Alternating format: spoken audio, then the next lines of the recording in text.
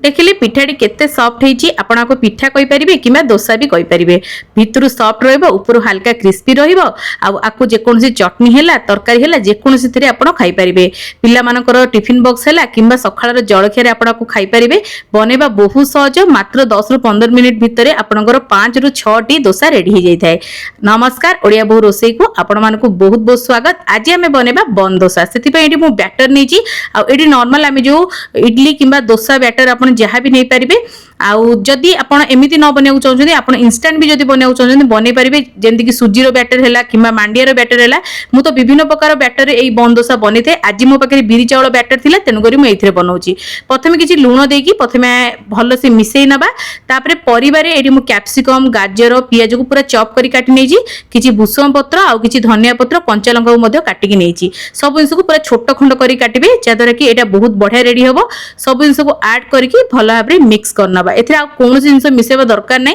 जहां भी आपन को पसंद आपन देकी बने परिबे। छोट पिला खाउतले आपन लंकाटा को स्किप करनेबे कारण से मन जानि परिबेनी खाइ नेबे ना आ टिफिन बॉक्स रे जे दउचंदी लंकाटा बिल्कुल भी पकेबेनी नने पिला माने खाइ परिबेनी। तो भला भाबरे मिक्स कर नउची किछि आउ काम नै जदि आपन पारे बैटर अछि ना आपन बास सखाळो एमति टिके चॉप करनियंतो सब जिंस बैटर रे मिसांतो सांगे सांग आपन को रेडी कर परिबे। जदि आपन अलगा कोनसी बैटर भी रेडी करछनी आपन को मैक्सिमम 15 रु 20 मिनिट भी लागिवो बनेबा भी सहज आउ माने खाइबा को भी अति स्वादिया रहिबो। तो एडी हम देखनु भला भाबरे मिक्स हेगलानी एबे चलंतु बनेबा डोसा। एडी देखनु मोटे तड़का पैन नेची जोथरे हम छुंको हरिका देइथौ जे कोनसी माने आपन एमति आयरन रो हैला नॉन स्टिक रो हैला नेजी भी तो बहुत बढ़िया बनिबो। प्रथमे आधा स्पून खंडे आमे सोरिष तेल दबा नने रिफाइन तेल किबा घी आपन को जहां भी पसंद आपन नै परिबे बटर रे भी बनै परिबे। प्रथमे आमे पैन को भल्लो भाबरे गरम करबा गरम करसला परे एठी मु 2 डंकी बैटर को ऐड करथिली आउ जदि आपन को बैटर आपन इंस्टेंट बनि जंदी ताले आपन सोडा देकी भी बनै परिबे जदर कि एटा बहुत फ्लफी बनिबो। जेतो मोर बैटर टी ऑलरेडी फर्मेंटेड थिला बहुत भलो भाबरे फर्मेंट हेतिला मेटी कोनोसी प्रकार सोडा मिसेनी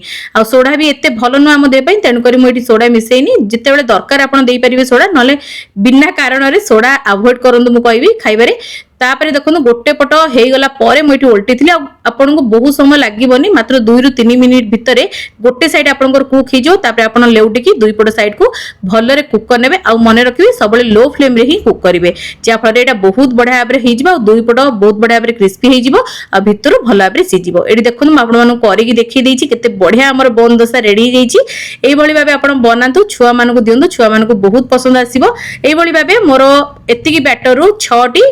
माने बन डोसा रेडी ही जायतिला आ जदि आपण सेकंड डी बनेबे ना आपन को बेसी तेल भी आउ लागिबोनी जदि आपण एमती आयरन पैन रे करूथबे ना बस टिके ना को तेल गुले देबे तापरे बैटर देके आपण सेकंड टा करि परिबे। आउ आपण भाबुथबे एतिर बेसी तेल सरीबो बिल्कुल भी नुह आपनकर पैन जदि बहुत भला भाबरे सीजन हेतिबो ताले आपण को बेसी तेल लागिबोनी अल्प तेल रे ही आपण बहुत बढ़िया से करि परिबे। तो एठी मु टिके हल्का तेल दे दोउची सोरिष तेल रे एटा ना बहुत टेस्टी बनथाय तेन करी एठी मु सोरिष तेल रे बनेची आपण को जोटा पसंद आपण सेथिरे बनै परिबे। तो एठी देखनु मा गोटे डोसा मध्ये आपण मानको बने की देखि देछि एठी जदि लेउटेबे टिके केयरफुली लेउटेबे नने आपनकर एपट सपट हे जिवो। तो एठी देखनु सेकंड डोसा भी रेडी हे गलानी आपण आकु टमाटो चटनी हैला नडिया चटनी हैला बादाम चटनी हैला किंबा आपण मटर तरकारी किंबा सांबर सहित खाइ परिबे नहले तो सेमिति मध्ये खाइ परिबे। एठी गोटे मु मिक्स चटनी बनेइथिली जोटा कि टमाटो थिला बादाम थिला आ बुट डाली भी थिला पियाज भी थिला सब मिक्स की गोटे चटनी बनेइथिली जोटा कि आसे तो बहुत बढ़िया लागिथे खाइबा पे। देखो ये मोटे भांगी भी देखिए दूसरी आपको डोसाटी केते सुंदर होती भितर पूरा सॉफ्ट रहिबो सब जिन बढ़िया से सीझी ऊपर हल्का क्रिस्पी रहिबो खाई पूरा मजा ही आसीजिवो। केमती लागला छोट रेसिपीटी निहाती कमेंट माध्यम रे जणाइबे भल लागथिले लाइक करिवे शेयर करिवे चैनल रे नुआ देखुतली सब्सक्राइब करिया जमाई बोलिबेनी आ जदी मते फेसबुक पेज रे नुआ करी देखुचंदी निहाती एबे पेज को फॉलो करिवे लाइक शेयर देबे कमेंट माध्यम रे आपन मतामत को शेयर करिवे। जदी इंस्टाग्राम रे आपन मते नुआ देखुचंदी ताले निहाती एबे पेज को फॉलो करनेबे आ किछि जदी नुआ रेसिपी देखिया को चाहउचंदी कमेंट माध्यम रे लिखिया को जमा भी भूलिबेनी मु निश्चित आने को चेष्टा करिवि आगो को ओडिया एमती बहुत सारा बढ़िया बढ़िया रेसिपी सब नै के आसीबो। तो आज पई एतिकी जय श्री जगन्नाथ।